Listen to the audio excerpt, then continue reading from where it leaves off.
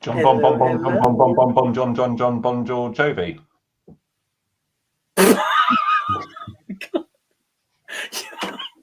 You know, I know that you are trying every single time. You try to make me laugh right at the start, and I never expect it. I should expect it, but it's always a surprise. Hi, Chris. Never mind. Hi, how are you? I'm doing very well. All right, everyone. Welcome to Unsung Heroes, the crazy show on TETV. And what are you petting there, Chris? I'm petting my pussy. There she is. She's called Leia. She's my princess. Hi, Leia.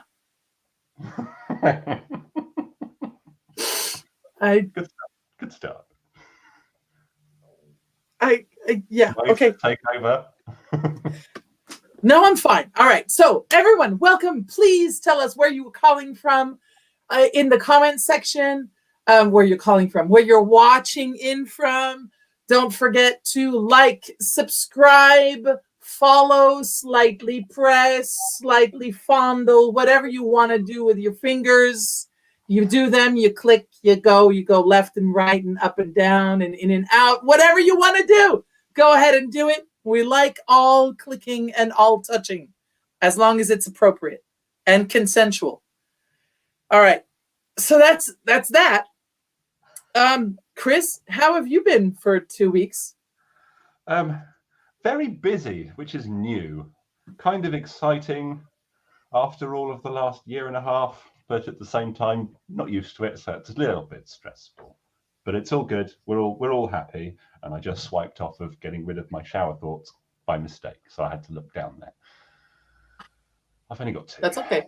That's fine. You can. Oh, do you want to say who our guest is before I drop straight into shower thoughts? I do want to know. Do you want to say who she is, or do you want me to?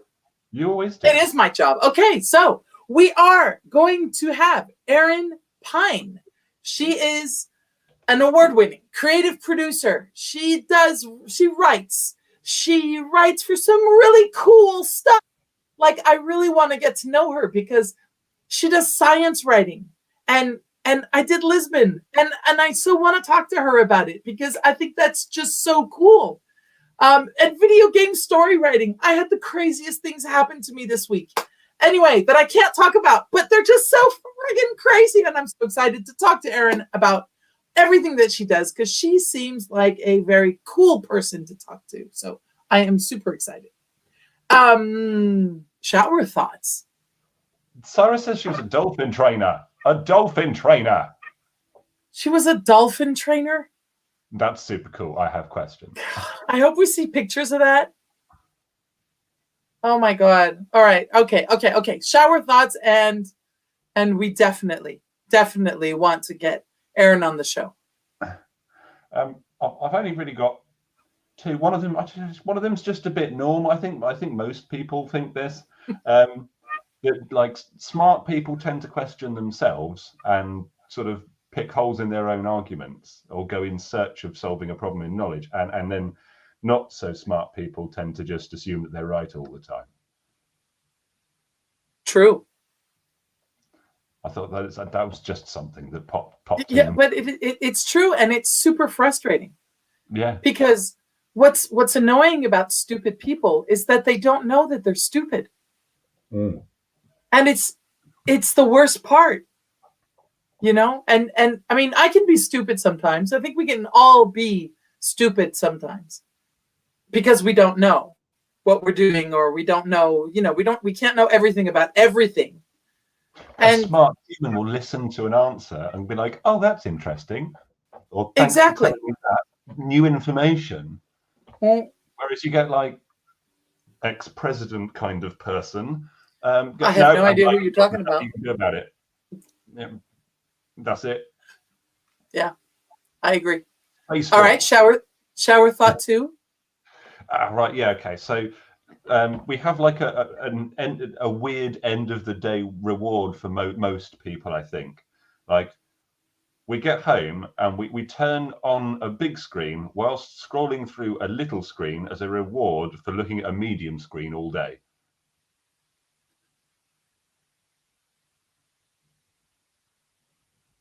And that's like life. Yeah, that's not mine. It isn't that. It isn't mine. So Kelly needs another explanation.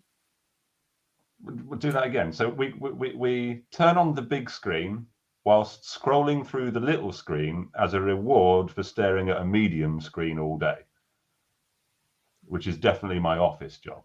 So I come in, I turn the TV on, and whilst Netflix is loading or whatever I'm watching, I'm looking at my phone, playing Pokemon Go or scrolling through the interwebs, having a cheeky butchers at Instagram or whatever. And then when whatever I'm watching pops up, then I start watching that. And that's my reward for finishing the day. She's laughing at butchers in the chat. Having a butchers, aren't you? That's all right. Right, Kelly understands. That's the main thing. Anyway. Yes, okay. Kelly understands. So, but that's, I used to be like that. I used to come home and turn on the TV and have the TV on while I was cooking, on the TV on while I was eating. I mean, and I stopped doing that, and my life is a lot better.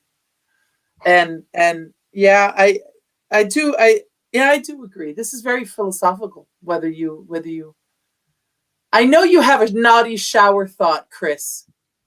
I said no. I said I put that in the chat to say I did have another one, but I can't say that because it's too naughty. Even though it genuinely is, so you can't even pressure me into saying it. Really? Okay. So yeah, we will not. We will bring Erin in, and I just, so I live in a house with these things, the wood girders, and I'm just realizing that I have a fucking, excuse me, wasp nest in the corner of my ceiling. A wasp nest. I just I'm looking at that and seeing that. All right. So I'm not feeling very comfortable in my office right now. But you have Snorri. I have Snorri. You see, I have Snorri. Snorri's my buddy. I just got big old game Mickey being attacked by Presley there. All right. So let's welcome Erin. Kelly, Sarah, can you please bring Erin in so that she can save us? Ourselves. Hi, Erin. Hello. Welcome to TETV. Oh, thank you so much. Unsung Heroes. Thank you. And Minerva wants to be on TV as well. So hello. Oh, she's so cute. Oh my God, her eyes. I didn't see her eyes before. Wow. She's pretty. Go on. My cat comes and goes as she wants. And we might see her. I don't know. Sometimes we do and sometimes we don't. She's an outside cat. Anyway, so Erin, welcome to Unsung Heroes. Please tell us who you are, about yourself. Give us the lowdown. All right. Yep. My name is Erin Pyne, and I am a themed entertainment writer and producer. I currently work for B Morrow Productions. We call ourselves BMP, and we're a very cool, unique boutique studio. And it started off very tiny, and we've just grown unbelievably during the COVID years where entire groups were shutting completely down. Their entire studios shut all the way down. We grew, and we've hired like 16 full-timers and got into a brand new, huge 8,000 square feet space. And I don't know, we've just grown, and we have so many projects that it's like, what am I working on today? Okay. Well, that's kind of cool. Yeah. Oh, that's kind of cool. That's nice to hear stories that are, positive business stories through COVID. Yes. Brian Morrow was the VP of SeaWorld Creative for a long time, and he opened Animal Kingdom on their team then. And so Brian and I have been working together for 10 years, maybe more than that. I don't know. But yeah, during COVID, when other people were starting to get let go, then we're like, grab, thank you. We're like taking the most talented people in this entire city because they were furloughed. Yeah, that's the word, furloughed. And so we're like, yes, please. So we just have an amazing team. Oh, that's very cool. It's really fun place to work. Let's jump into it. How did you? What's your journey? Tell us about your journey. Okay. People ask this a lot because they want to get into the industry of theme park design, and everyone has a totally different story. There's no one path, and my path is pretty weird. So, first of all, way back aren't they all a little weird? I think so. So I started at SeaWorld as a dolphin trainer in 2000, and I did that for 12 years. So I worked with all the animals there at Discovery Cove, and before that I trained horses at Horse World, and I worked with the dolphins and sea lions and penguins and everybody over at Marineland. And I think Sarah might have some pictures of this to showcase up here. But also another big part of my life. Oh, there we go. Oh, there's me and Dixie. Wow. So another big part of my life, in addition to the animals, which were the other big part of my life, was Harry Potter. So I ran the Orlando Harry Potter Club for 13 years. And it started in 1999 at Borders. There was a little sign that said, "Do you want to start a club?" at Borders. And I went, "Oh yeah, I do. I want to start a Harry Potter club." So I went and asked them, and they're like, "A club about one little book?" I'm like, "Yeah." This is before there were websites dedicated to this. This is before anybody. This was just, I want to talk to somebody about Harry Potter. How can I do that? So I started the Orlando Harry Potter Club. It started with just a few families and then grew into this huge monstrous thing. But these two things actually come together. Dolphin training and Harry Potter. So I also am an author of 6 books. So that comes into play too in how I got my first job as a writer for a theme park. So I wrote The Ultimate Guide to the Harry Potter Fandom and The Secret Garden of Zombies and a couple of other silly books, like just fun things, like a Curiouser and Curiouser and Alice in Wonderland series. But, all right. So in 2008, then, oh, hey, thanks, Sarah. In 2008, then I was contacted by someone in marketing from Universal who knew about my Orlando Harry Potter Club. And they looked me up, found out that I'd done some writing, that I worked in theme parks. And this person had also come to Discovery Cove and interacted with dolphins once. And so I was contacted and they said, "Hey, we're looking for someone who knows about Harry Potter. We'd like to have a consultant so that we can, show you everything we've got, get your opinion. And so we can have someone, put a stamp on this, that this is good before we send it off to, J.K. Rowling and all of her team." So this was a dream come true for me. I got to go in and see Hogwarts under construction and all these amazing things. And as time went on, as I continued to work with them, then they asked me to do some writing for the shows there, the experiences that are there. So I was like, yes. So then I spent the next 2 years working on the creative design and writing and all tons of signage you see throughout the parks, just pretty much every little thing I kind of looked at, gave my opinion on, and then wrote show scripts. And then I got to work with the show directors and helping train wand keepers how to say Meteorologynx Raconto correctly, that kind of thing. So all it was right. So then when that work was done, I'm still training dolphins. And so I went to my curator and said, hey, do you know anybody at SeaWorld Creative? Because I loved doing this work at Wizarding World of Harry Potter, and I would love to do stuff with SeaWorld, because SeaWorld was always my dream since I was a little kid. I think I was 5 years old. I got chosen to be the little kid to go on stage and feed the dolphins at the dolphin show in San Diego. And after that, all I wanted to do my whole life was train dolphins. So everything I did was to do that, So I have a bachelor's in psychology, a master's in conservation biology. I worked with animals, volunteered wherever I could with animals, and then got the job at SeaWorld. But I love, I always loved SeaWorld and wanted to see, oh, maybe I can take all of this experience I have now and work with Sea Creative too. So that's how I met Brian Morrow. He was the VP of SeaWorld Creative at the time. And when I met him, it was totally random. They said, hey, Erin, there's somebody here to meet you. I was soaking wet in my wetsuit, smelled like fish, right out of the pool. I tried to dry off and went into this office, and that's how I met Brian.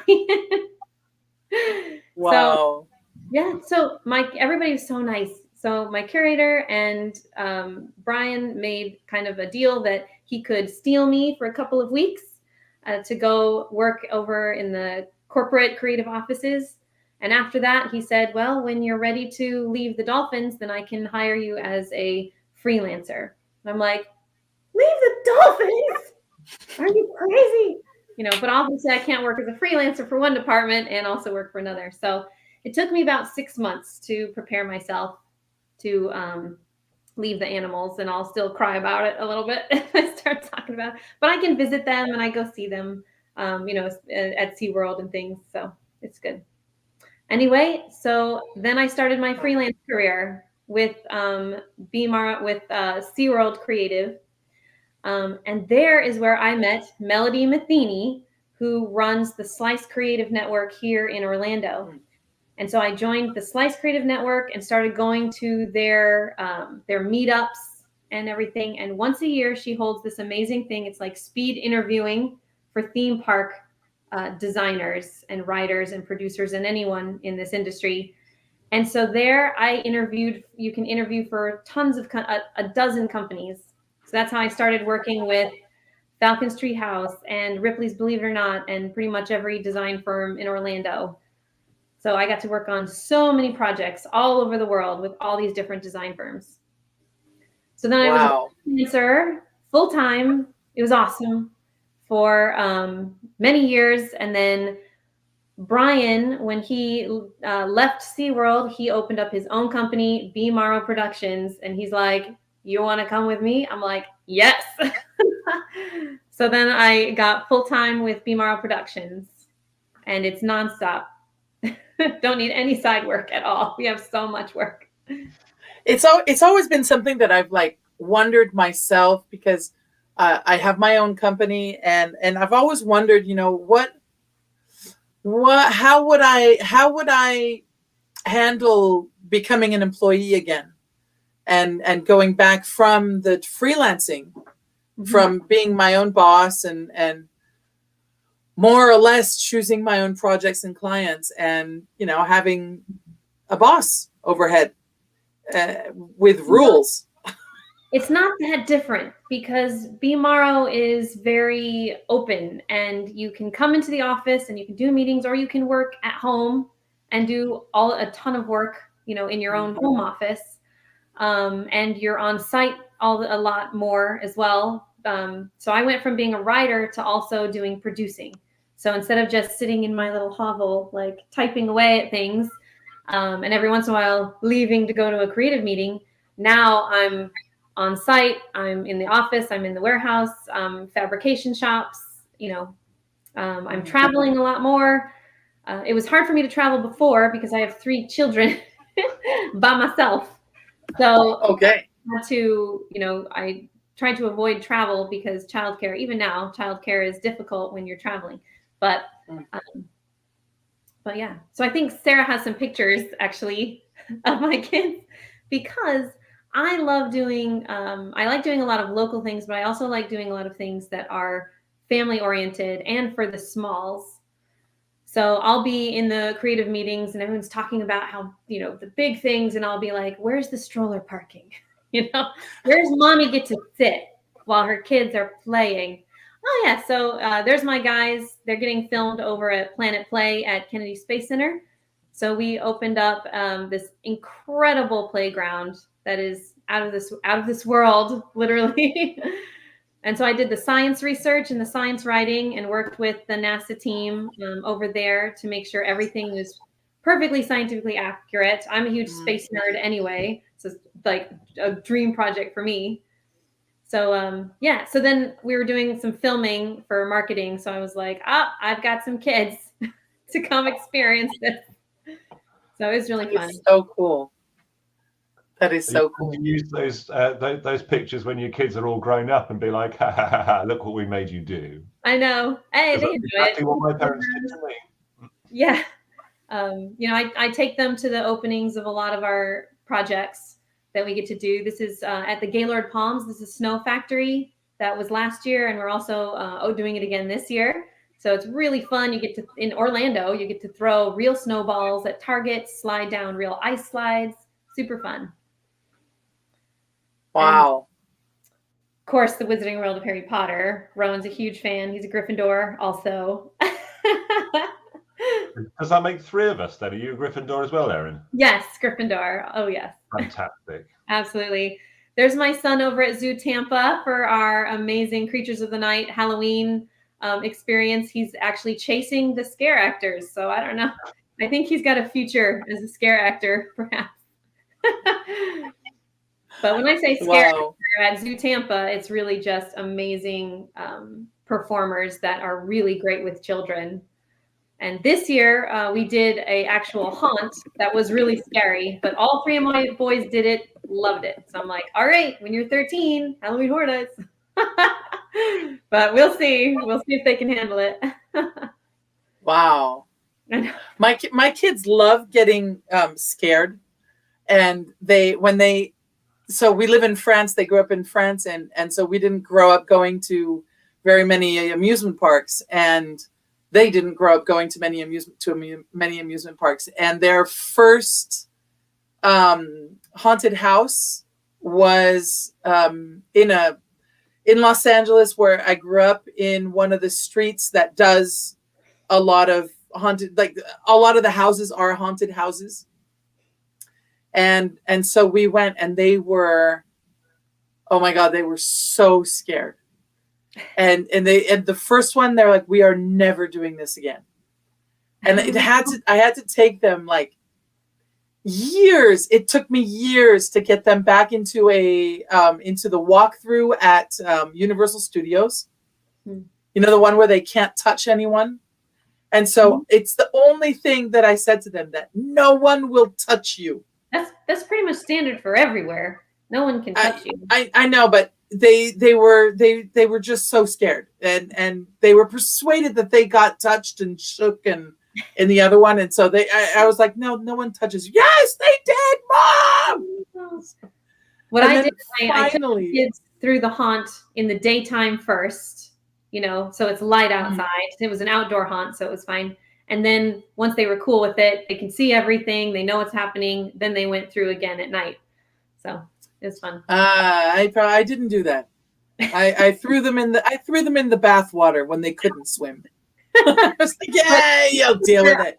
They're theme park junkies. I mean, we go to all the theme parks, so they're pretty used to what it is. But yeah, now my kids are okay with it. Yeah, it's like, funny. Yeah. When I first moved down here, then I was on the Disney College program, actually. So I came here, lived at the Disney apartments. I was a lifeguard at Blizzard Beach. And then after 4 months of that, I auditioned into entertainment. So then I was a dancer before anyway, in high school. So worked out. So Chris, we've got someone that does so much stuff again. I was gonna say, are you doing that our usual Unsung Heroes thing, or we're just sat here feeling completely inferior? There Although we I go. would look fantastic in that. Dancing tapper chickadee. So cute. Oh my God. Do you have the other? That is incredible. Another of me. I grew up in Arizona, Tucson, Arizona. So I mostly played in dirt. Half the photos of me as a child are me eating dirt. I'm like, okay, I just eat a lot of dirt, apparently. Yeah. Okay, that's like my backyard right there. Is a lot of dirt. Oh, that's so cute. My father is a big science fiction, science nerd, so he volunteered at the Desert Museum, which is basically a zoological park in the desert, and it's stunning. So I would go with him all the time and volunteer, and I got to hold animals and I would like hold the little tarantula, and the kids would come over and check it out, or I'd hold the snakes and the kids would pet them. I got to hold some of the non-raptor birds and talk about them. My dad would give me a big tray of rocks, and he'd teach me what everything is. They're like meteorites, different types of rocks, and then I would stand in front of the rocks and like teach kids about the rocks. So that was my introduction to standing in front of people and teaching and being a science and animal person. That's so cool. So you were talking about how traveling can be sometimes a challenge. What other challenges have you run into? In our line of work? Yeah. The real challenges as a producer, especially the last 2 years, have just been all of the COVID issues. So the shipping problems and the ballooning in the costs of wood and lack of labor. Also, trying to find performers was really hard when in the last year. So just things like that were challenging this year. Just trying to get all of the materials that we needed in order to put on these amazing events that people want to go to. So that's been the challenge. Yeah. Sometimes we have timeline, I guess, challenges, but that's kind of what we do. That's what we're experts at. We're small, super fast, super nimble is what we call ourselves. And so when companies are they're like, oh, we need this done right now, or we had an issue with another group. We need you to come in and save the day right now. So we can just jump in and, do a project that maybe someone else, would take months on, and we've got it in a week. So we're like, we're done. We're just like, here you go, done. So that can be challenging when we have a really fast, rapid thing, but our team really gets together and works it out. Yeah, it's sometimes when I have a big deadline and I'm like, oh my God, okay, yeah, I got to do this, and just churn it out. Like I feel like a waterfall that's just the flow of water going through my brain is like information. And then when you deliver it, you're like, yeah, I did that. I actually respected the deadline. I was able to deliver something, that was good. Yeah, it is a definite pleasure. Yeah. And in addition to work, because this line of work, for people trying to get into it, it takes over your life. It is every moment of every day. There is no days off. There is no nights off. You're always thinking about what's the next thing. What am I going to do about this? I'm thinking of ideas, and then, I got to write this down real quick. So it's a 24/7, always on the job kind of thing, because you're always creating something, Yeah. So what a lot of people do in this industry is they find something else, an outlet outside that completely is not to do with anything theme parks. And I'm a theme park nerd. So when I have a day off, if I have like a day without kids, I'm like, I'm going to Disney World. And I have annual passes to everything. So I just love walking around it. Even if I'm just by myself, it's fun. That and during COVID, it was great because they separated everyone by party to go like ride the Millennium Falcon. So they're like, how many in your party? I'm like, 1. So I get to go inside the Millennium Falcon all by myself, and I'm like driving it this way, and then I'm reaching over, get the note to the other person's thing. So it was anyway, super fun. That's going to be a pretty unique experience. To think of how many people have actually managed to be in that pod on their own. Other than in the alone. programmers, it's going to be very few people. Yeah, it was different. I was like trying to take a photo. I'm like, I'm in it by myself. Whilst piloting and going into what I always want to say warp, and that's not. It's Star Trek. Light speed. Light speed, and then doing other stuff as well. So it's fun, but yeah. But also you try to find. So I do martial arts. So I've been doing that for many years. You don't do. Can you fly a plane? I can't draw anything. So I rely very heavily on extraordinarily talented artists because I cannot draw a stick figure. My son is actually a pretty good artist, but I don't know where he gets that from. I'm the singer with the Orlando Big Band. I think Sarah has some photos of that. So I get to still do performing because I miss that part of my life. Because I would perform, all the time in shows and things at SeaWorld or whatever. So, yay! So the Orlando Big Band, we do songs from the 20s, 30s, and 40s. So that's the Andrews right there. That is incredible. So there may be a couple more. I can't remember. Oh, yay. There we go. That's backstage.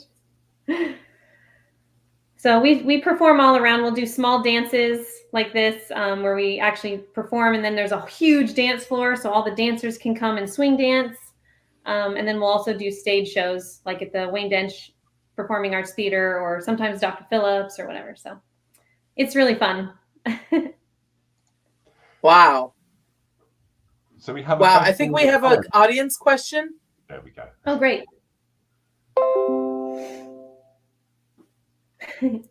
So, hi, Erin. In your industry, does it matter what your college degree was in, or do you even need a college degree? Does anyone ever challenge you that your college work was in psychology conservation? Thank you, Elizabeth. The answer is no. You do not. Nothing is required of you. You don't have to have a college degree of any kind.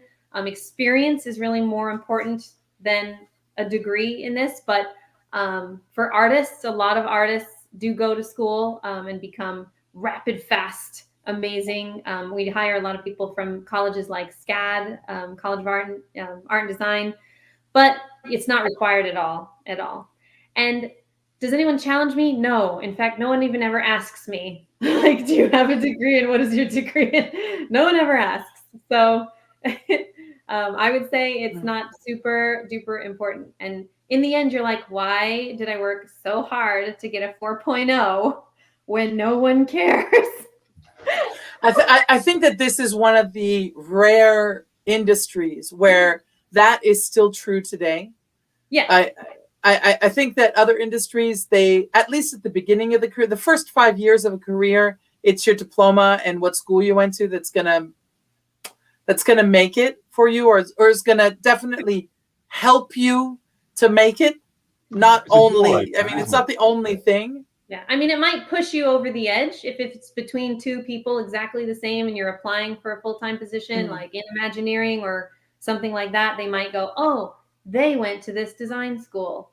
But then I'd be sat on the same, if I was on that panel looking at who was going to apply, I'd be like, but I like that one better. Right. So nothing to do with what skills they have. Exactly. I just think I would work better with that person.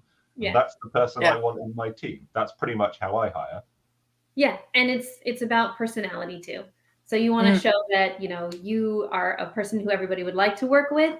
You're kind, you are sharing and giving, and that's the kind of people that we want to work with. And the kind of person who you can throw something at and they're like, yes, give it to me. I got this. I won't name the person, but I was at IAPA 2 years ago, 2019, the last time we were actually allowed out in public. I was talking to someone, we were talking that we both heard the same thing about hiring people, just sort of all of those grapevine things that you're pretty sure is never true, but I'd love to do it one day. When you get that stack of resumes on your desk, and to take half of them and put them straight in the bin. I don't want to work with unlucky people. Wow! No, never done that. That's so amazing. I think that's magnificent as an idea. But then I don't think I actually have the stones to go through with doing that, because I'd be like, but what if the best person was in there? That's right. Yeah, exactly. If they're really unlucky. Mhm. I'll always look at one. It's the first. I'll give every resume 30 seconds, and a pile. And if it's a hard no, it goes in for whatever reason, a spelling mistake. That's a hard no. It's just that's important. So it's not that I'm always looking for a writer or whatever, but if you're not capable of giving the amount of attention and detail to a resume and a cover letter, whether or not your job is to be a writer, if you can't do that, just no. And copy editing is extremely important. You can't deliver something to a client with the spelling errors or, silly things like that, because they'll catch it so fast. So, so I do a lot of copy editing. I worked on a project in Limerick in Ireland, and the name of the castle was King John's Castle, right? Kind of the main point on everything. JHON on all of the printed artwork, on everything that went out, on every single graphic. That's it had crazy. been copied and pasted wrong. And then being proofread, the client had signed it off. It had all gone to print. They didn't look at it. And it was one of the graphic guys he was literally putting up the graphic, and he said, I mean, I know the Irish spell things in funny ways sometimes, but I'm sure that's wrong. Oh no. So we had finished early as the technical team for once in our lives, actually finished the project early. The week beforehand, we had the client team, the design team, all screaming at us, going, "You're not going to have it done in time. We're done." And then looking at this, going, "And you were worried about us."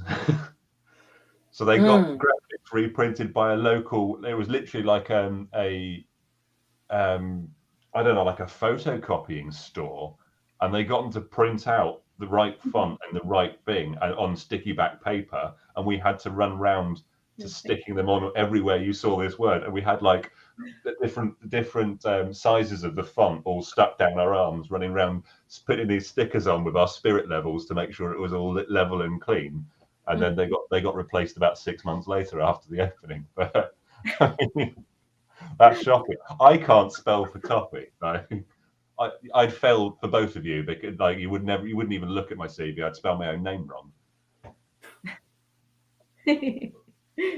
But I mean, I do. The thing is that you can get help.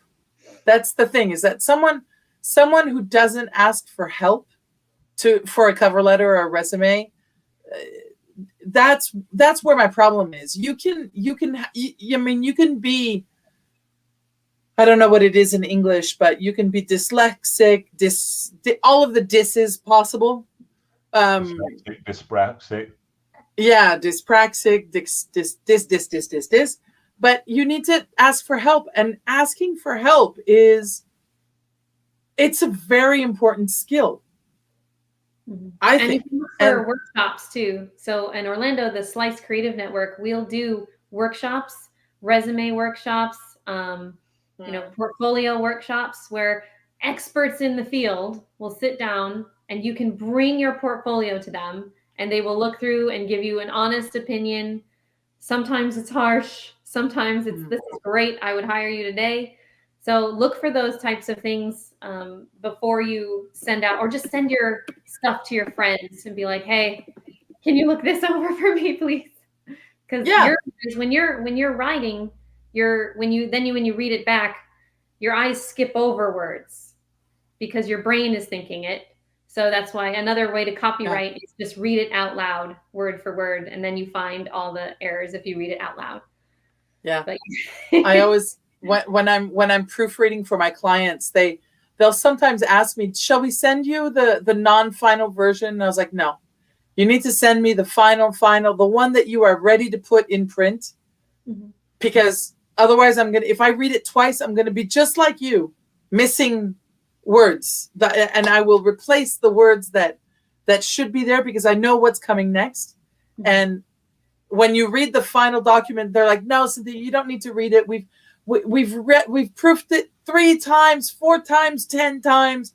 I'm like, "Yeah, give it to me anyway," and I'll always find something. It's you can. I mean, I'm a translator too, and when you think about it, I mean, my company does translation and proofing, and we'll send out printable material with only 2 people having worked on it. Because if we work with a client from English into Chinese, for instance, we'll have the Chinese translator and then the Chinese proofer. But when you write your own text, you've got 10 people reading it. I mean, when it's important, and it's just sometimes it's super difficult to know when to stop, because you'll always find someone that'll say, "You can do that better," or we can say, "Oh, let's say it this way." "Oh, yeah, that's a great way to say it." Mm-hmm. You have to stop somewhere. But anyway, question.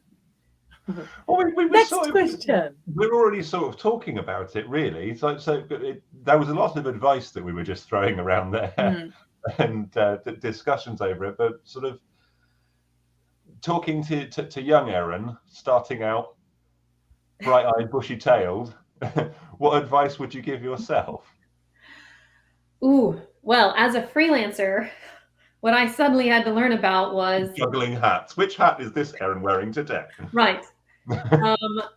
As a freelancer, I suddenly had to learn about business, taxes, business insurance, invoicing, just so many things in business. So luckily I had a lot of help from Brian Morrow, actually taught me a lot about invoicing and what I needed to know for taxes and all this stuff way back when I first started.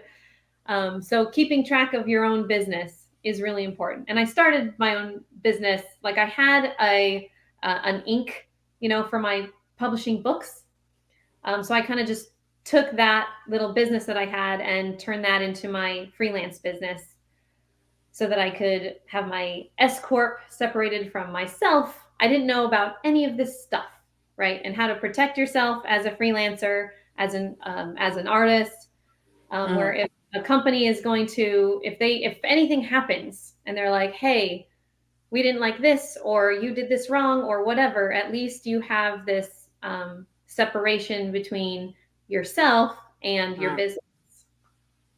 So not that anything's ever happened to me, but if it ever did, you always want to know that side of things, how to protect yourself, and then how to control your money. Because as a freelancer, you're not paying taxes to the business. You have to save a certain amount, because when tax times comes, then all that wonderful income you made goes to the government because you were like, "Oh yeah, I didn't pay any taxes." So I would say if you're getting into the freelance work, just start looking at, how do I run my own business, so that you can make sure you save as much money as you can. And unlike in themed entertainment, there's tons and tons of courses that you can do, no matter where you are in the world, that explain how to do that and teach you. It's all very well researched, read, and planned out with all of those courses. Very easy to do. Exactly. Because as a freelancer, you don't get retirement. You don't get any of, 401k. You don't get any of those things. So you have to do it all yourself. Yeah. Do it yourself. Yeah. Otherwise, you'll be 88 years old, still trying to be a theme park producer because you got nothing saved. And in continuance to that, what is the hardest lesson that you've learned so far in your life? In my life? Hardest lesson? When you have kids, your life completely changes. So, you want to just go out the door to go to the store? Nope. Right. So all these things just don't happen anymore. These simple things that you completely take for granted, called freedom, are gone. So prepare and plan for that. How old are your kids now? Amazing, but just prepare. That was the hardest lesson was, oh, you know, this life you had where you could travel anywhere and do anything and leave the house whenever you wanted.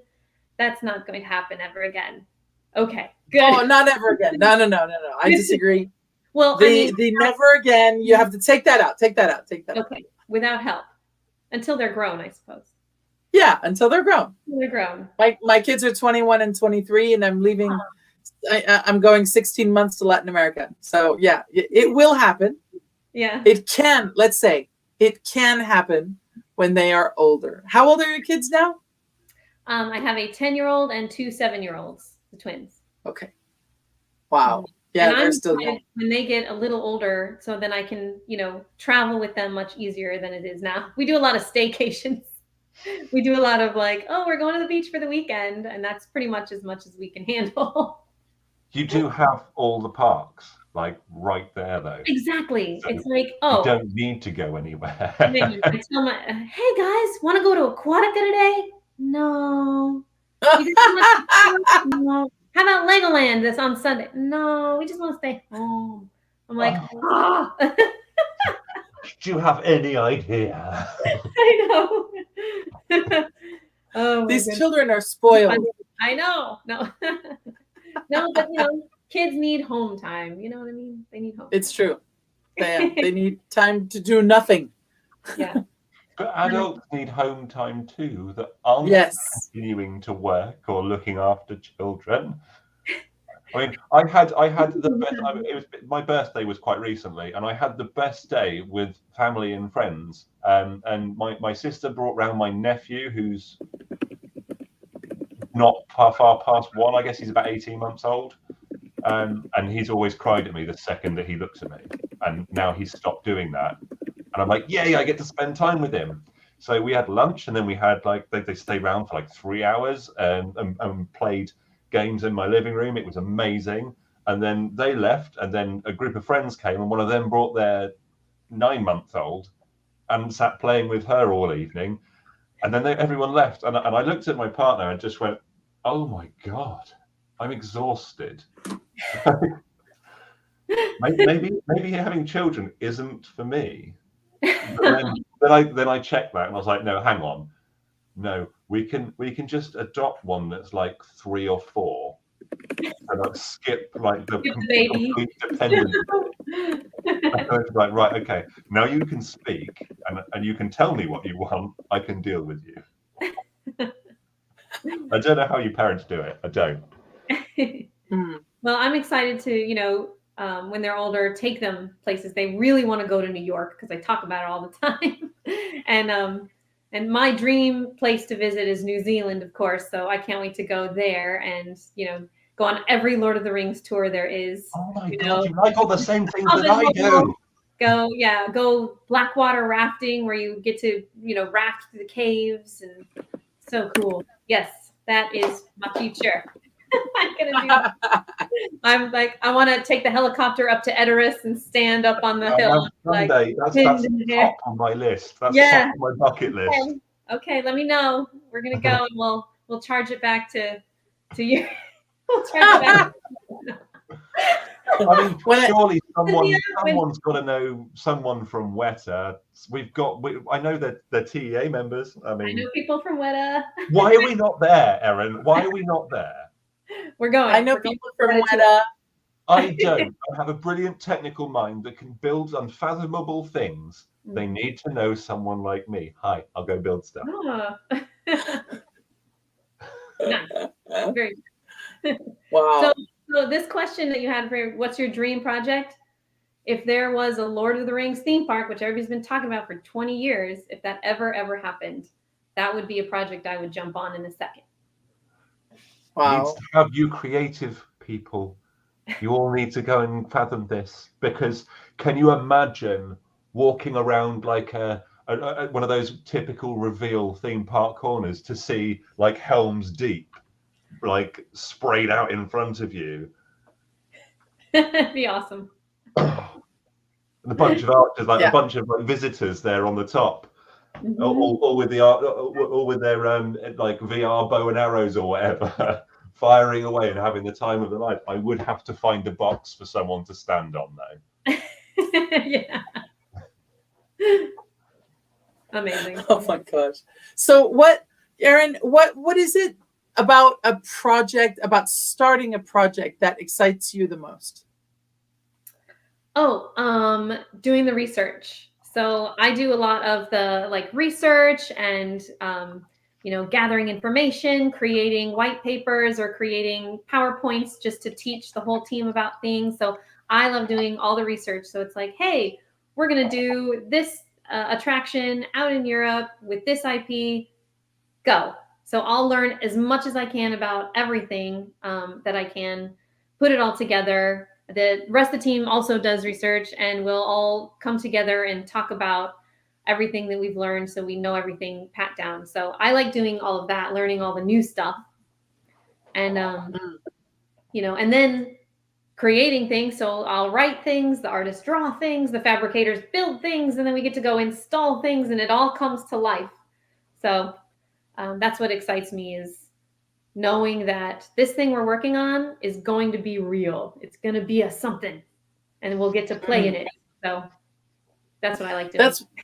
I moderated a session at the Annecy Animation Film Festival, and I live in Annecy in France, and that was the entire thing. We were talking to animators for film, and they don't know that themed entertainment exists. And part of the entire reason we did this session was to tell them, imagine the worlds that you create actually happen in real life, actually building them in real life.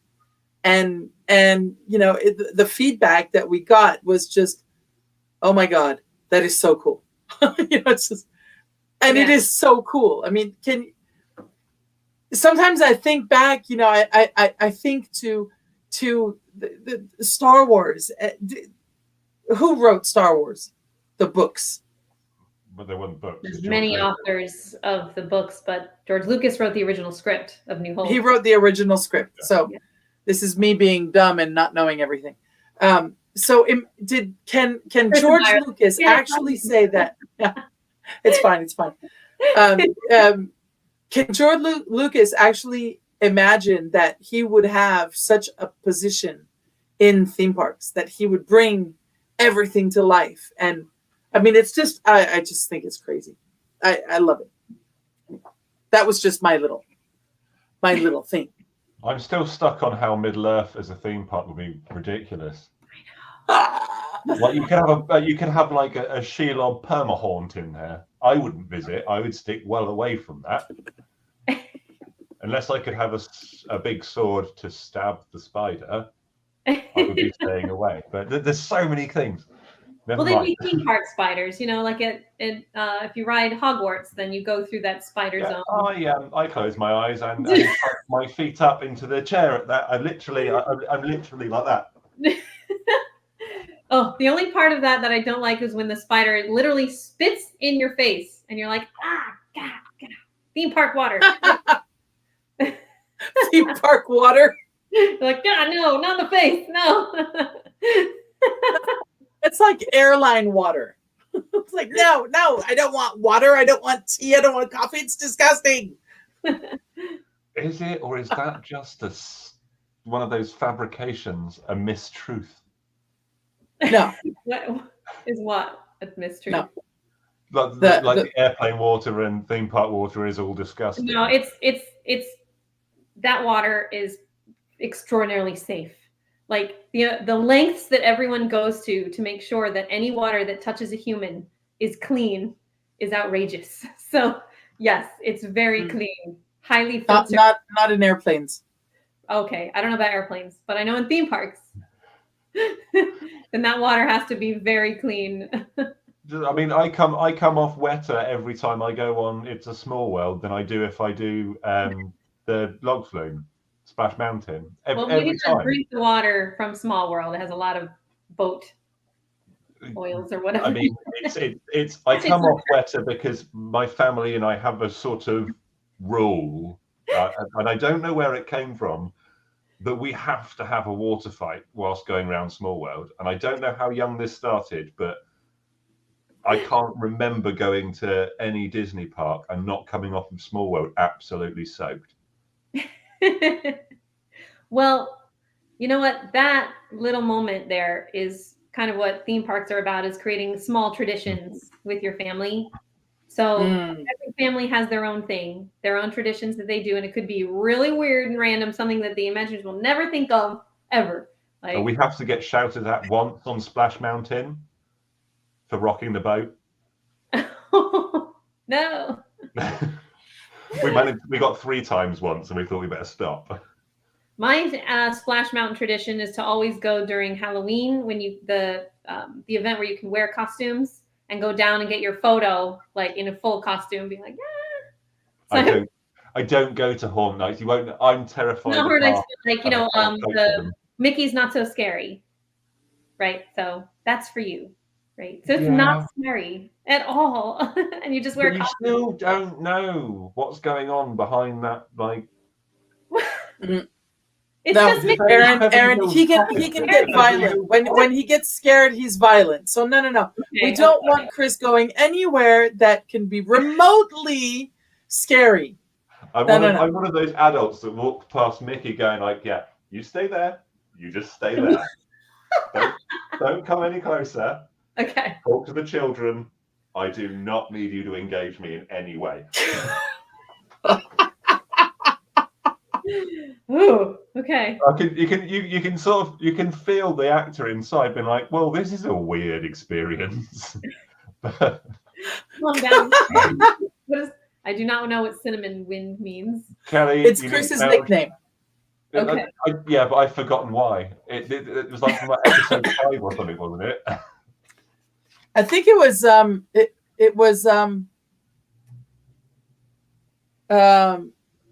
oh God, I can't remember. Was it Céline Germain again? Because that's Ne Change Rien. Ne Change the Rain. Oh, was it Jeffrey? I don't remember. Jeffrey with a G. I genuinely cannot remember where Cinnamon Wind came from. I can't remember either.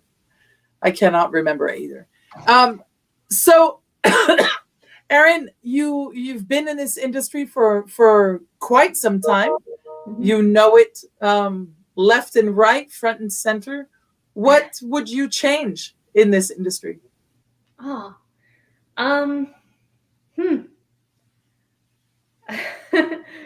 Man, I don't really know.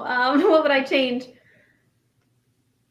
You can't say what the other part of that question we sometimes say is, what do you think our industry lacks the most? But that's already clear. It's the Middle Earth theme park. It is theme park. Things that I would have changed years ago have started changing a lot more. There's a lot more women in the industry, and there's a lot more diversity in the industry, although they could be a lot more diversity in the industry.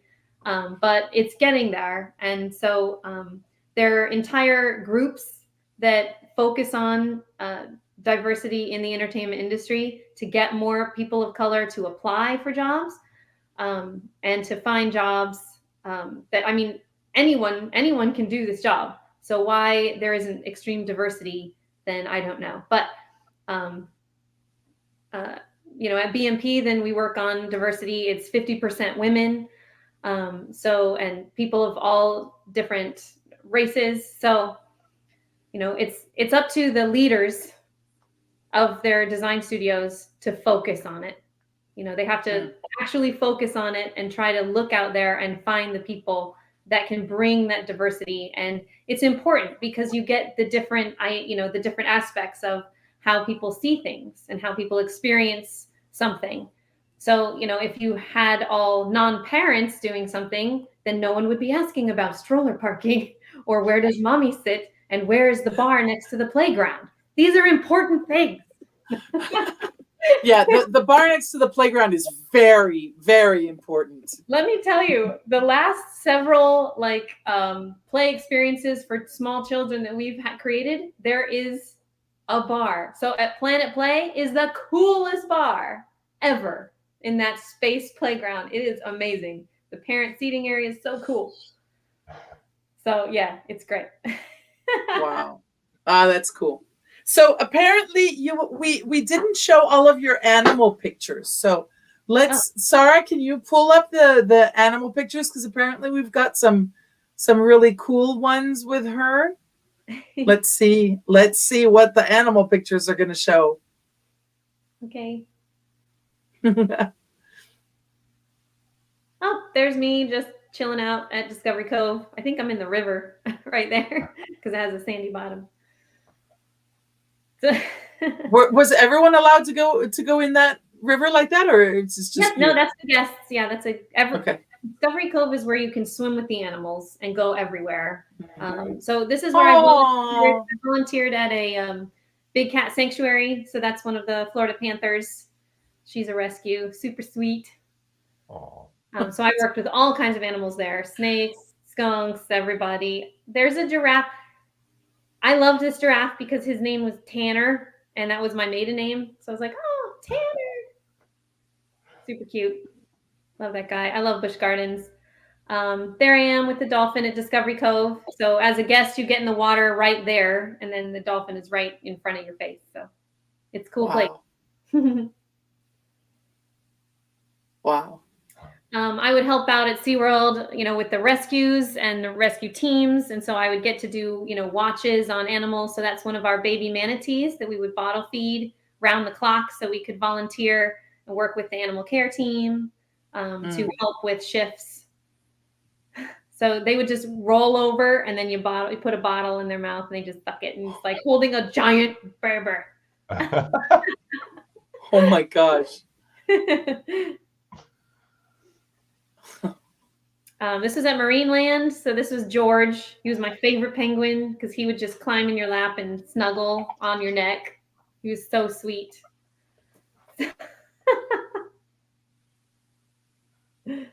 Oh, that's sweet. Kelly's comment in the private chat there. Look at its manitoes. That makes me very happy.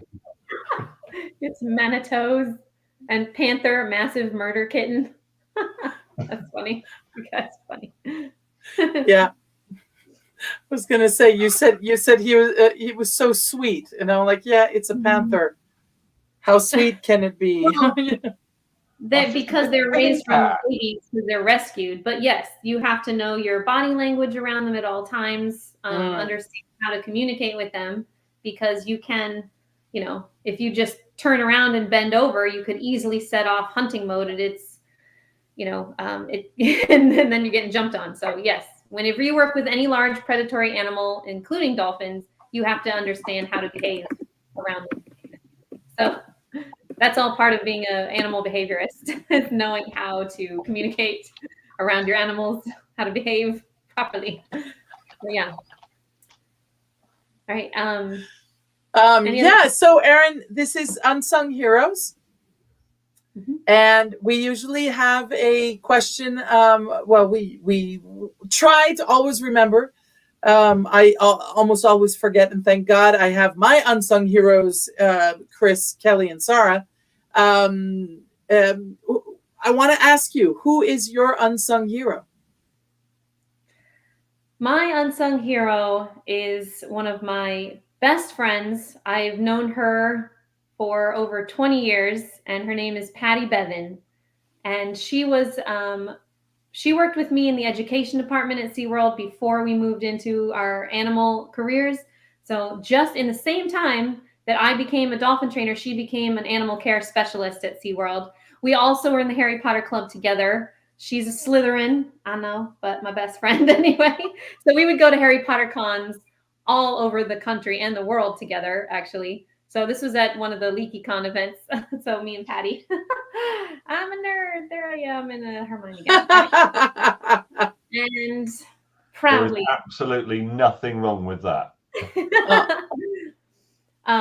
So Patty and I shared so many things, just growing into our careers together, being together in similar careers, dolphin training and animal care specialist, and doing the Harry Potter stuff together. She's also a writer, so we kind of would have writing meetings and, give each other so much inspiration together.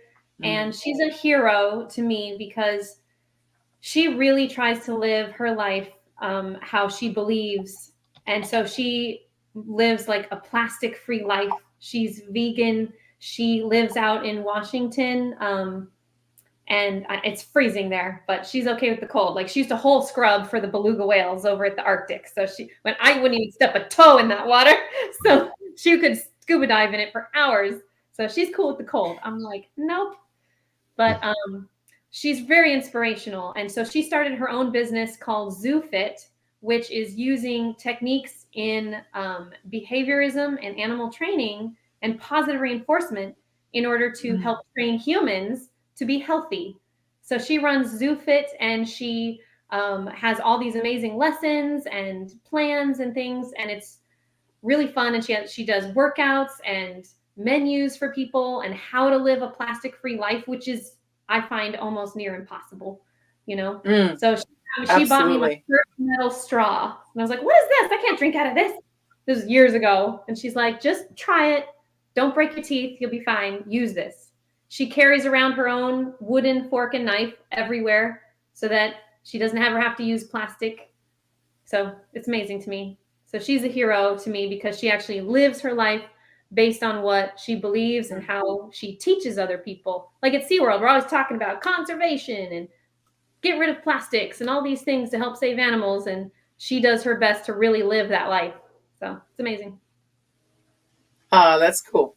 Well, she sounds like a wonderful hero. She is. Well, thank you. Thank you for putting up her link. I would just be interested to where with the ZooFit plan and idea. What would she do with an incredibly lazy, difficult panda? Because that's pretty much me. Right. Well, she would start you on your own individual, extremely slow plan, and it's all about positive reinforcement. And her thing is positive reinforcement is not a cheeseburger after the gym, right? There are other ways to reinforce yourself without harming yourself at the same time. Because my reinforcement is like a giant chocolate frappe every day. So You know what you do, Cynthia? She tried to tell me to stop drinking. No. Yeah, it wouldn't. It would no. It wouldn't go. I don't think it would fly over. Stop anything. It's all about moderation, small steps in order to change behavior. Right? Dolphin's not going to do a front flip in a day. It takes months. Right?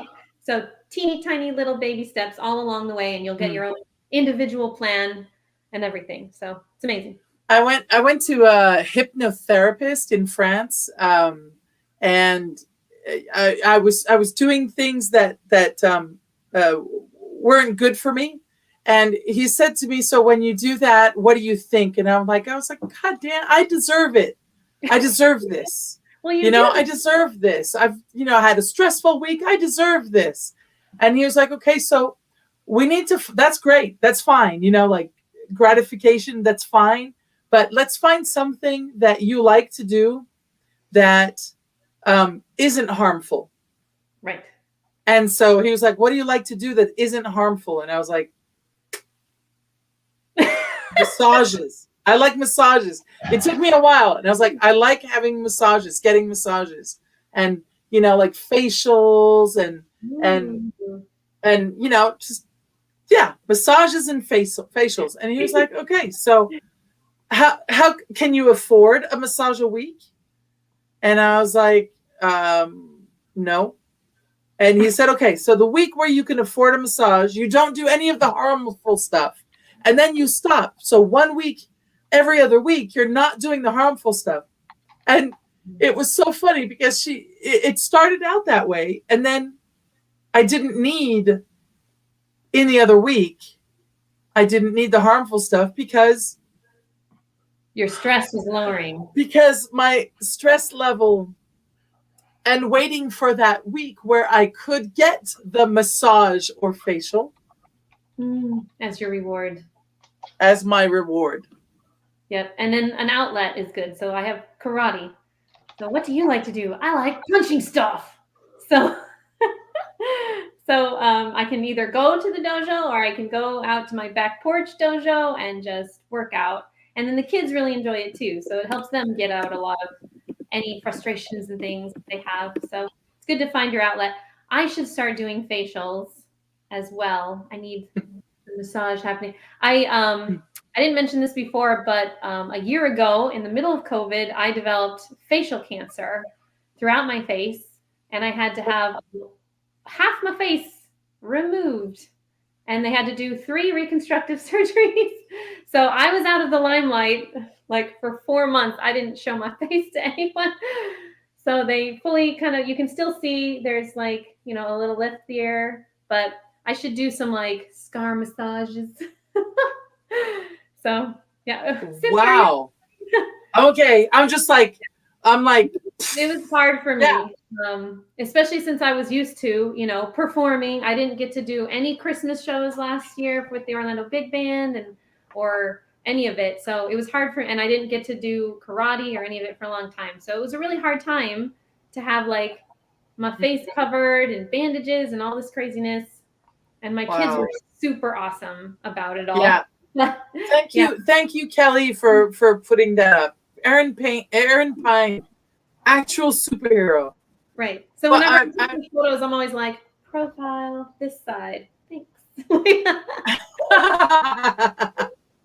Well, you know, you're beautiful from your left profile. You're beautiful from your right profile. You're beautiful from your face profile. You're beautiful. Everyone is beautiful. And you are beautiful. And there you go. So, thanks. Wow. It's wow. That is a journey. That is definitely a journey. Everything's okay now. You're good. So far, I think that if you don't go see a doctor, there's nothing wrong. No, I'm just kidding. Hey, That's literally my mantra. No, I'm just kidding. I get checked up, but I'm good now. I'm cancer free. yay! So yeah. Yay! Boop, boop, boop, boop, boop, boop. That's good. I'm happy for you. That's good. Shall we go to the fun questions? Yes, but I need to add some on the quick fire ones that are going to come off the top of my head really quickly. Okay. Do you want to start with your quick fire ones? Oh no, you've got to lead in with your ones and get through your normal ones first. Okay. So that I can collect my thoughts enough to see how quickly I can fire these off the top of my tongue. Oh my goodness. All right. Okay. Erin, are you ready for the fun questions? Okay. All right. Your best sandwich. Like that I make or that I like to eat? Either one, or. Which one? Okay. What's the best sandwich for you? Okay. I make a lot of peanut butter and jellies and and I guess my favorite sandwich is like a Wawa turkey cheese, like toasted. They're so good. Wawa? Oh, it's is that a store? Yeah. It's like a convenience in Florida. store. It's like a fancy gas station. Yeah, I think I saw in the UK, those. we avoid getting any form of meal from a gas station. I know, but Yes. Wawa is super different. Who is Okay. it? Wait God. now, Kelly Kelly Strayton, and seriously. Sarah. We have this thing that we have to go get when we're in Orlando together. We have to go get a sandwich that someone talked to us about. What is it? The Cuban? Oh yeah, Cubans are good. Really good. Mm-hmm. Oh, at Buc-ee's. We have to get a Cuban at Buc-ee's. Okay. A Cuban with Jeremy. Cuban. Anyway, okay. Is that a restaurant? It's in Ormond Beach though. That says No, Jeremy is the guest that we had last week, 2 weeks ago. Anyway, all right, that's sandwich. Next question. One thing that you own that you really should throw out. No. That I should throw away. Yes. Oh, okay. So I keep computers way too long. So like every computer that my kids are working on are cracked. Every single one. It's okay. The desktop is not cracked, but for some reason right now it's not turning on. I think there's an issue with the fan. But yes, so I need to get all new computers for the children to work on and chuck the cracked bad screens. But that's a lot of money. But yes, it's important for the children to have good computers because they use a lot more. They did anyway for school, but not so much now. Yeah. But yeah, computers are now a big part of everyone's life. So I need to throw away the old ones. All right. Your favorite smell? Bacon. No. Soil in the rain. I love it. Or the beach, the briny beach. All those. So good. Petrichor. The name of the ground when it rains and it's hot, it's petrichor. Petrichor. I've heard that. That's cool. Your least favorite smell? Well, I mean, there's a lot of bad ones out there, but I guess dirty children. They're boys. They're supposed to dirty boys. Dirty children, get in the bath. Yeah. So there you are. I love that answer. Wait, you said you like the smell of wet dirt, but not messy children. No. It does not smell the same. No. Dirty boys do not smell like petrichor. No. This is not a similar smell. No. I'm a dirty boy and I smell fantastic. Oh. No, you are not a dirty boy. You shower. Right. Yeah. I meant that in a different way. We won't describe what the smells are on a little boy, but we will just say no thanks. Go take a bath. Okay. Next question. Describe the rest of your life in 5 words or less. The rest of my life. Oh. Let's see. Traveling to New Zealand soon. Love it. And if you could only listen to one song for the rest of your life, what would it be? Oh dear. I like all and kinds why? I like all kinds of music. But if it was one song, it'd probably have to be something from like Sail Away, Enya from Shepherd Moons, because it's just chilling. Oh. I'll listen to that all day. Yeah. Nice. That's on my focus playlist. We're compiling an Unsung Heroes playlist. So because I love all kinds of music. I like techno, but I don't think I could listen to the same techno song over and over. So yeah, something calming. And I think that's it. Okay. For my fun questions, I think we're done. We're gonna do the 2 normal ones that we always have to do that I do, with the exception of the final one, and then I'm going to ask these. So, Erin, if you had to ride into battle on an animal, what animal would you choose? Ride into battle. Yeah. This battle is for equal land and sea. You don't have to just pick a land animal. You can also pick a mythical animal. Okay. Well, so hippogriffs are allowed in this scenario. Oh, nice. That would, they've got talons and they can fly. So I guess I would choose something similar. I'd probably choose a griffin because we could fly. They have some serious talons. Yeah, I like it. And it's part of my house for Gryffindor. So there you are. And then because it being unsung heroes, and we're talking about heroes, and we've established that you are in fact an actual hero. But if you had to have a superpower, what would it be? Other than being you. Cancer survivor? That's a hero? That counts as being Erin. She's already smashed that. Got that power, pocket it. I would want teleportation, so I could just pop anywhere I want at any time. Yeah. Number 3 on my list, and never having to go on a plane again. Yeah. No planes, no nothing, just pop. Never put your life in an engineer's hands. That is so not. When it's a roller coaster, there's in the conception of that, there's only about probably 20 people. If you think about how many parts go into an aeroplane, you're talking hundreds of thousands of people that have got their finger in that pie, and it only takes one of them to be an idiot to kill a bunch of people. And it planes bother me. Anyway, so I've got a bunch of quick fire ones now that, because as we've been talking, it's become quite clear that we have a lot of things in common in the realms of fantasies, especially in the world of Harry Potter and Lord of the Rings. So, who's your favourite Hogwarts ghost? Ooh, I like Nearly Headless Nick. Peeves me. I don't know why.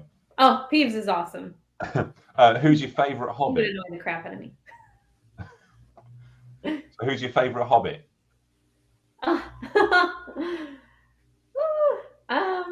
I guess Pippin. I love Pippin. He's funny. He's adorable. I can't pick between Merry and Pippin. Yeah, they're hard to choose. What would your boggart look like? Ooh.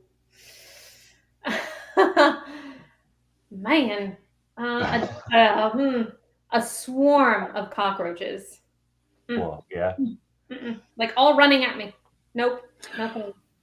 Or that dude from the Texas Chainsaw Massacre guy, like running at me. Leatherface, Yeah. isn't it, with a chainsaw? Yes. Yeah. Oh yeah, no. Like I don't get scared in haunted houses. I laugh. I look at decor. I'm like, this was beautiful. This was great. But man, Leatherface in the long hallway. He came out of the dark, running at me, and I like shoved my partner out of the way and went boom, and I like took off. He goes, "You're gonna kill me?" I'm like, "Yep, I'm out." I was so scared.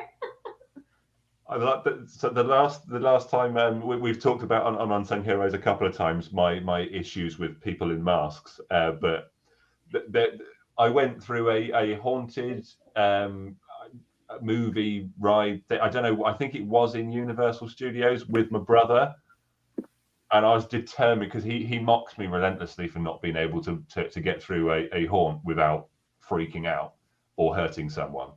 So the rules were I had to keep my hands by my sides the whole time, and to the point where if he thought I was going to lash out, he was going to grab me. No, don't. And I was doing fine please. until we walked into like a meat cellar bit, and there was like the dangling pig carcasses and that. And I was like, I know where this is going. I know who's popping out here. And like, so Leatherface came round the side with a chainsaw going, and as opposed to like, I didn't freeze, I didn't scream. The way that Tim explains it is I attempted to headbutt him with all my might because I'd said that I would keep my hands by my sides, and I was so terrified I went like that, like at the actor, and my brother caught me by the back of my hoodie, which stopped me from going there. So I did that. He's very terrifying. I don't like it.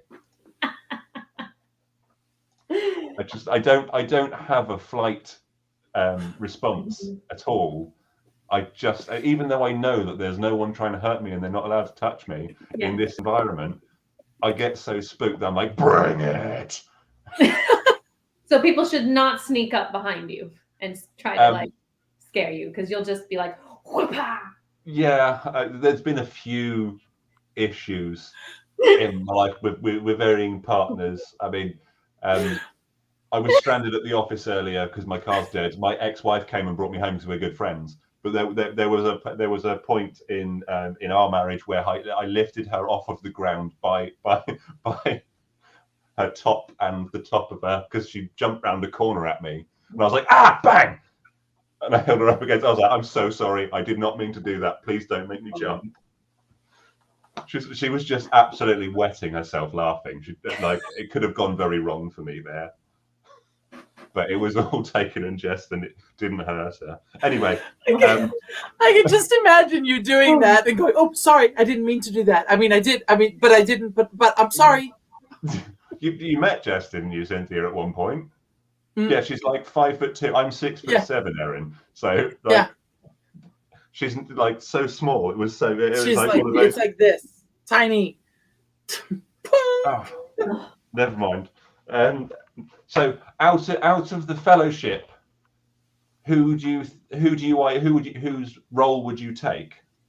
And of course, we're removing gender from this completely. Yeah, Aragorn, 100%. Totally be That's Aragorn. a great answer. Siri's now talking. Oh. I got too excited and banged my watch. Which Harry Potter character would you take to the Yule Ball? Ooh. Man. You know, I would take Hermione because at least she would have someone nice to her to dance with, crying out loud. Everybody was mean. Everyone was mean. Harry and Ron don't even want to dance, so why would I want to take either of them? That's added another question to my list. Okay, go. Okay, the one I haven't added yet that I've written down. What item would you make into a Horcrux? Oh. Not that you've had to murder someone, but like that's already happened somehow. I need to store my soul into something. Yeah. That I have. Oh, wait. Where is it? Oh, you'll like this, Chris. Okay. Right here. I'd store it in the Light and Deal. Oh, what? I'm so jealous. And I've just got the Elder One, the actual Elder One. Yeah. Got about a dozen of those. No. Yeah, but you know when he snapped it. You know when he snapped it and he threw it over the side. I was underneath there. Oh, you're like, got it. Yeah. Cheers. I love these questions, Chris. I love these questions. I think they're very cool. I've forgotten what the one that popped up into my head was. I knew I should have written that down or asked it straight away. Oh yes, I've got it. No, I've got it. So you know, in the deleted scene from the Yule Ball, who do you reckon was stooping who in the caravan thing that Snape kicked out? Ginny and anybody. No, it's not. She had like a dozen boyfriends. I don't know. A naughty little ginger. I don't know. Oh my goodness. So what have you done? I hope it was McGonagall and somebody. Because she needs somebody. Why are all the teachers single and they live at the school? They have literally no lives outside of Hogwarts. I'm like, come on. Oh my gosh. Professor Sprout and someone, because Miriam Margolyes is a dirty little woman. Oh no. I'm done with my Fantasyland questions there. Okay. I just you know they have that new Harry Potter quiz show coming up? I know. I'm like, I can't wait to watch that and make fun of everybody for getting questions wrong. But do you not think you're going to be sat there? Because I'm going to watch it when we were allowed to watch it in the UK. And I think I'm going to sit through that and be like, well, you could have asked something more difficult than that. Oh, yeah. Totally. Yeah. Like, I think they're going to what colour is Slytherin? They might start with stuff like that just to be silly, but yeah. No, I mean, pardon the gendering, but it's the like sorting the men out from the boys. That should have been done way beforehand. We should be at this is the pinnacle of fandom here. These are the people that know like what page number Harry farted on, or like that kind of level of detail. I agree with Tyler. Yeah. Tyler's making a comment that's really funny. And he's actually the person I shoved aside in order to escape from Leatherface. Well, Tyler, thank you for protecting Erin. That's a fantastic answer. Oh my gosh. Erin, you talked about giving Brian a shout out. Yeah, so my boss, Brian Morrow, actually starred in a new TV show, Table Wars, on HGTV, hosted by Martha Stewart. And that premieres on Sunday, whatever time it is for you, but like 8 o'clock Eastern time. So you have to look it up for your time, but it's on HGTV, Table Wars, which is about extreme table decorating, tablescaping. And so Brian was on that show. So it's going to be really fun and amazing to see him do really cool decorating on national TV. Cool. Yeah. I don't know if we get HD TV or the HGTV shows in France, but I'll look it up. Okay. There'll always be. Yeah. Kelly says VPN in the private chat, but honey, I have not. I need to have a computer technician set up my VPN, and it's like she doesn't know a tech guy. I don't know any tech guys.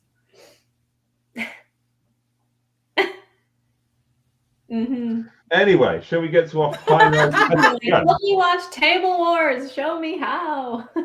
I'll find a way. We're having a watch party on Sunday with Brian and a bunch of people, and I'm gonna have to watch it again after because I think we're just gonna be screaming the whole time.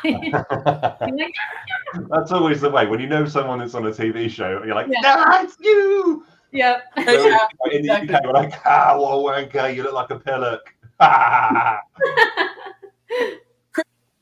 How about next week? Are we going to see you there? What?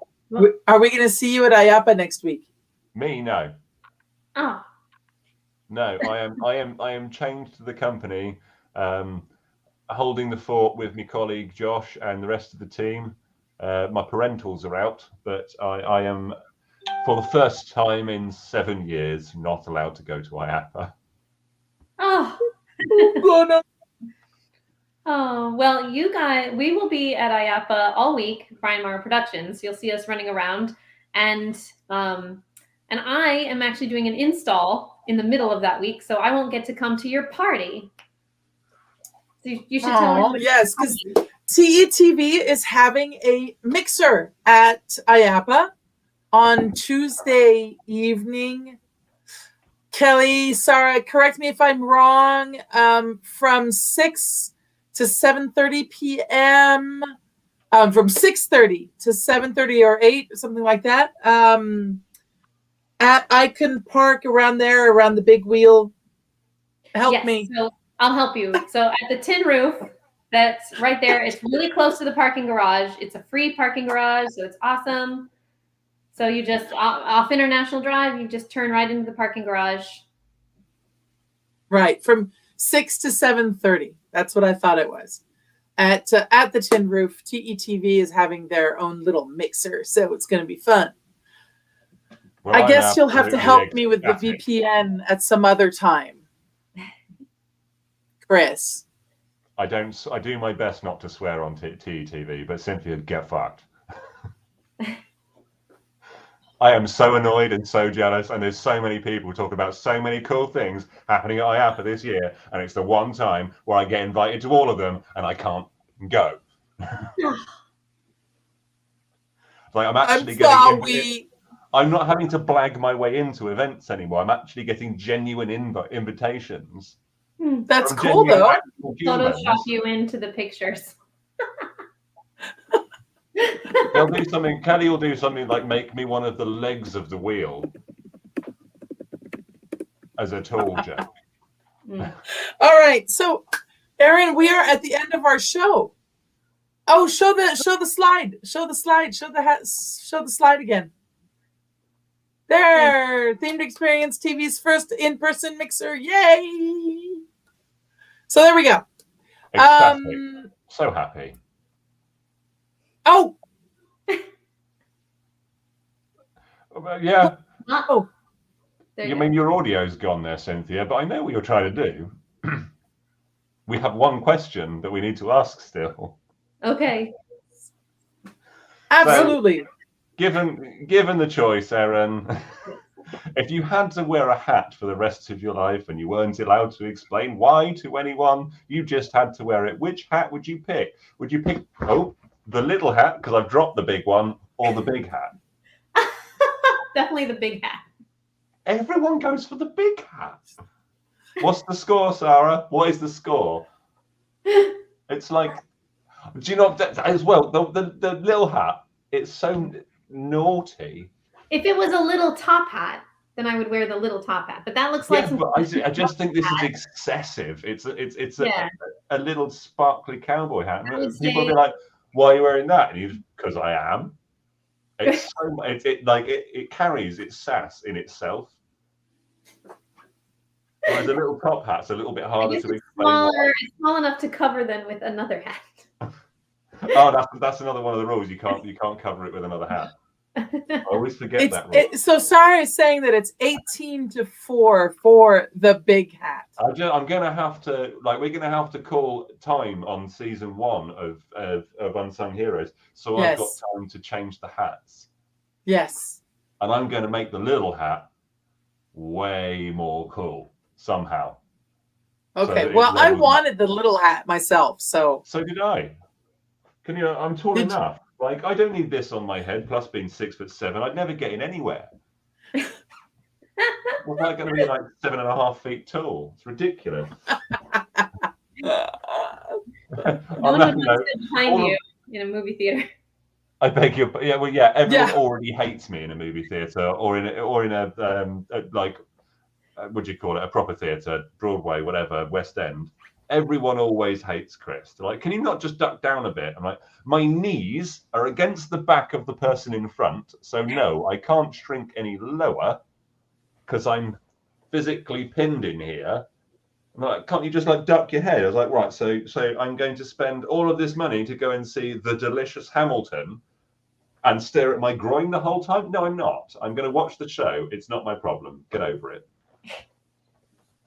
I've ended up starting with a shower thought, Cynthia, and then finishing with a rant as opposed to getting them done at the start. Yeah, exactly. Should we say, follow, subscribe, and thank yous? Thank you very much, Erin, for being on the show. We hope you enjoyed it. Thank you. It was really, really great to be here. Thank you. Thank you so much. And thank you to you our. actually are a hero, Erin. We've heard so much about you, but genuinely, from the bottom of my soul, you're an unsung hero superhero. Am I allowed to say that without insulting anyone? Yes, I think we all agree that you are our unsung hero superhero. Yay!